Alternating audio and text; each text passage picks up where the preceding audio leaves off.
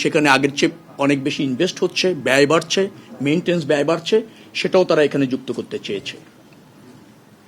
তারপর আরও কিছু বিষয় তাদের দাবি আছে, সব কিছু মিলে 28 পয়সার মতো তাদের দাবি ছিল।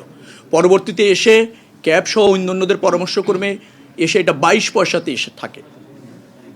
আমরা সর্বশেষ গতকাল এবং আজ 2 দিন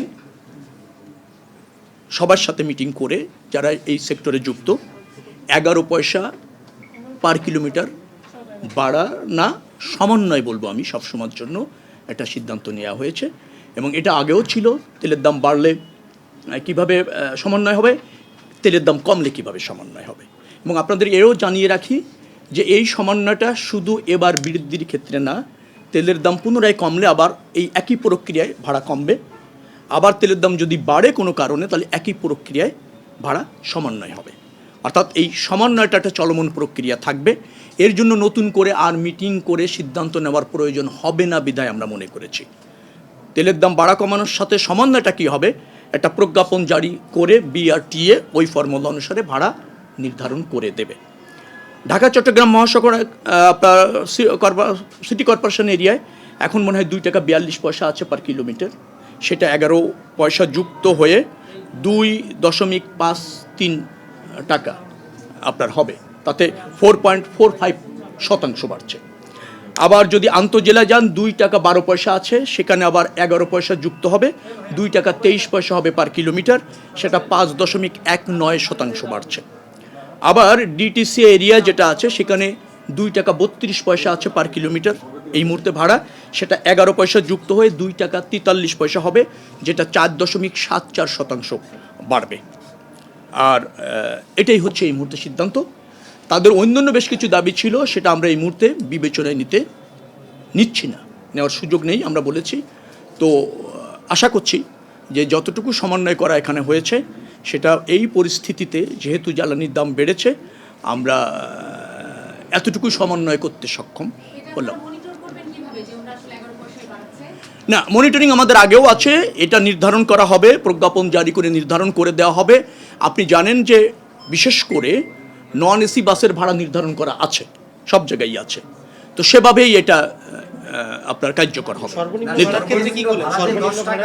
8 টাকা 10 টাকা আছে, সেটা বহাল আছে, 10 টাকা 8 টাকা এর স্থান ভেদে আছে, সেটা বহাল থাকবে, সেটা কোনো না বাড়বে না।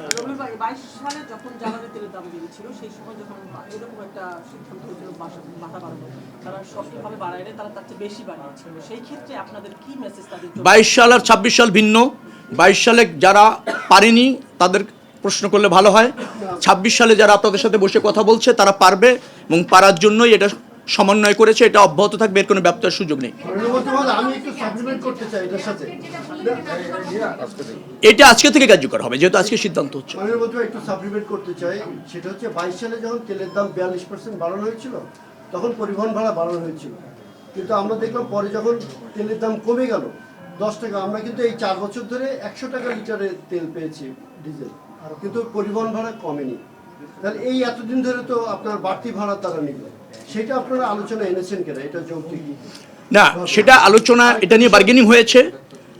আমি আবারও আপনাকে বলতে চাই 22 সাল থেকে যত সময় পর্যন্ত যেটা আপনি বললেন আগে আমাদের সরকারের আগ পর্যন্ত, সেটা তাদের দায় যারা ব্যর্থ হয়েছে, তাদের এক বিষয় নিয়ে আলোচনা হয়েছে, কিন্তু আমাদের সব কিছু ইনফ্লেশনও তো বেড়েছে, এটা অনেক যুক্তি বিভিন্ন পক্ষে আছে। আমি যুক্তির কথা বলছি না, আমি বলছি আপনাকে 15 টাকা বেড়েছে, আমাদের যে ফরম্যাট আছে, যে ফর্মুলা আছে, তাতে পার আপনার টাকায় 1 পয়সা বাড়ে, আমাদের ওই ফর্মুলাটা যেভাবে আমি শেষ করি বাড়ে, তাতে এখন 15 টাকা বেড়েছে, তাতে 15 পয়সার মতো বেড়ে যায়। এদের সাথে আরও কিছু দাবি তাদের ছিল, আমি আপনাকে প্রথমেই বলেছি যে তাদের মেনটেন্স কস্ট বেড়েছে ইত্যাদি বেড়েছিল, আমরা সেটা আমলে নিইনি প্রথম। দ্বিতীয়ত হচ্ছে এই যে 1 টাকা 1 পয়সা যেটা, তাতেও 15 পয়সার মতো বাড়ে। আমি তাদেরকে বার্গেনিং করে বা ধরেন মানে সক্ষম হয়েছি সেটা 15 পয়সার জায়গাও শুধু তেলের জন্যই 15 পয়সা বাড়ে ওই ফর্মুলা অনুসারে, সেটাকেও আমি 11 পয়সায় আনতে এই মুহূর্তে সক্ষম হয়েছি এবং বানাতে সক্ষম। আমরা জানি যে আপনার যে বিশ্লেষণটা করা হয় সেখানে অনেক আজগুবি ব্যয় যুক্ত করা হয়, যেরকম ধরেন বলা হচ্ছে যে একটি বাস 10 বছর চলবে, তো আসলে একটা বাস 20 বছর চলে, মানে আইনেই বলা আছে 20 বছর চলে, বাকি 10 বছর সে ফ্রি চালাচ্ছে। তারপর বলা হচ্ছে যে চালকের বোনাস দেয়, কখনো আমরা সেটা দেখি না। প্রতি বছর বছর মেনটেনেন্সের একটা কস্ট ধরা হয়, মানে আজগবি সব কস্ট ধরা হয়, ধরে সেটা এটা বিশ্লেষণ করা হয়। আপনারা ওটা নিচ্ছেন কেন? মানে না না, আপনি আজগবি যেটা বলছেন, হ্যাঁ বলতেই পারেন আপনি। আমি বলছি যে প্রক্রিয়াটা ইতিমধ্যে ইস্টাবলিশড হয়ে আছে সেটা নিয়ে নতুন করে ভাড়া নির্ধারণের ক্ষেত্রে পুনর্বিবেচনা পুনরালোচনা করা যেতে পারে। নতুন করে ভাড়া নির্ধারণের ক্ষেত্রে, শব্দটা বুঝবেন, নির্ধারণের ক্ষেত্রে। কিন্তু যেহেতু আমরা ভাড়া সমন্বয় করছি এ পর্যায়ে, অতএব সমন্বয়ের ক্ষেত্রে শুধুমাত্র জ্বালানি বৃদ্ধিটাকে বিবেচনায় নিয়ে আমরা এটা করেছি। আপনি যদি ওই প্রশ্ন বলেন যে টোটালি ভাড়া নির্ধারণের ক্ষেত্রে কিছু অসঙ্গতি আপনার ওখানে বক্তব্য অনুসারে থাকতে পারে, তো সেটা আমরা তো নতুন ভাড়া নির্ধারণ করার জন্য আজকের এই মিটিং নেই, 2 দিনের মিটিং।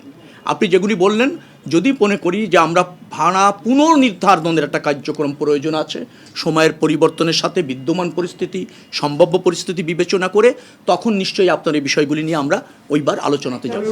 ঢাকা শহরে অনেক বাস সিএনজিতে চলে, এখন মানে সেইটার সাথে এটা সমন্বয়টা আপনারা কিভাবে করবেন? যারা সিএনজিতে চলে তাদের তো আর কোনো খরচ বাড়েনি, তো এখন সেই মানে বৈষম্য বা এই বিষয়টা আমরা এটা নির্ধারণ করেছি শুধু ডিজেল চালিত বাসের জন্য। সিএনজি চালিত বাসের ভাড়া এখানে বিবেচনায় আসেনি। বলুন। একটা বিষয় যে আগে দেখেছিলাম 2024 সালে, এটা আগে পরে দাম কমলে 4 পয়সা 3 পয়সা কমানো হতো বিআরটিএ থেকে, বাস মালিকরা সেই কমানোটা মানতেন না, দুবার তারা রিফিউজ করেছেন। ইরানের পরিস্থিতি যদি স্বাভাবিক হয়, তেলের দাম যদি কমে, বাস মালিকরা ভাড়া যদি না কমায় বা কমাতে না চায়, তাহলে তখন সরকার শক্ত অবস্থান থাকবে না, এই সিদ্ধান্তের ব্যত্যয় যদি বাস মালিকরা করতে চেষ্টা করে, ডেফিনেটলি বাস মালিকদের মানে যে বিরুদ্ধে শক্ত অবস্থান এবং শক্ত ব্যবস্থা নেওয়া হবে। বিআরটিএ নির্ধারণ করা এবং আমরা আলোচনা করে যে সিদ্ধান্তে উপনীত হয়েছি, বাস মালিকরা অঙ্গীকার করেছে তারা এই সিদ্ধান্ত যে কোনো মূল্যে মানবে এবং অনুসরণ করবে। যেহেতু তারা অঙ্গীকার করেছে, এর ব্যত্যয় না হওয়া পর্যন্ত আমাকে এই বিষয়ে প্রশ্ন না করার ইসরেও আজকেই জারি করে দেবো। মাননীয় মন্ত্রী, আমি রাজধানীতে যে 10 টাকা নিম্নতম ভাড়া, আমরা রাজধানীর কথাই বলি, সেখানে কত কিলোমিটার পর্যন্ত এই ভাড়াটা নির্ধারণ? না, সেটা তো নির্ধারণ করা আছে 10 কিলোমিটার। না, কত কিলোমিটার না, আপনার কিলোমিটার প্রতি হচ্ছে 2 টাকা 53 পয়সা নির্ধারিত হলো। এখন যদি 3 কিলোমিটার যায়, দেখা গেল যে 10 টাকা কম, সর্বনিম্ন 10 টাকা 10 টাকা দিতেই হবে। আর যদি 5 কিলোমিটার যায়, তখন এই 2 টাকা 53 পয়সা হারে যতটুকু হয় ততটুকু ভাড়া হবে। 12 টাকা বা 15 টাকা যেটাই হওয়ার কথা। মানে কিলোমিটার হিসাবে যদি আপনি কাউন্ট করেন, 2 কিলোমিটার গেলে এখানে ভাড়া হবে কত, আমি আপনাকে বলি 5 টাকা 6 পয়সা 2 কিলোমিটার গেলে।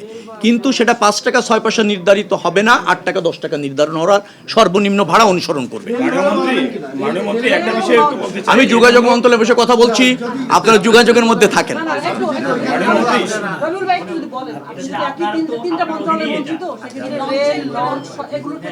না, রেলের ভাড়ার ব্যাপার বাড়ানোর ব্যাপারে এখনো পর্যন্ত কোনো সিদ্ধান্ত হয়নি।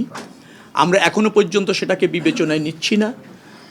আমরা এখন যেটা বিবেচনায় নিয়েছি সেটা হচ্ছে সড়ক বা আপনার বাস বা পাবলিক পরিবহন যেটা আছে সড়ক পথে, সেইটার ভাড়া নির্ধারণ বলবো না আমি, আপনার যেটাকে বলা হয় সমন্বয় করার ব্যাপারে বসেছি।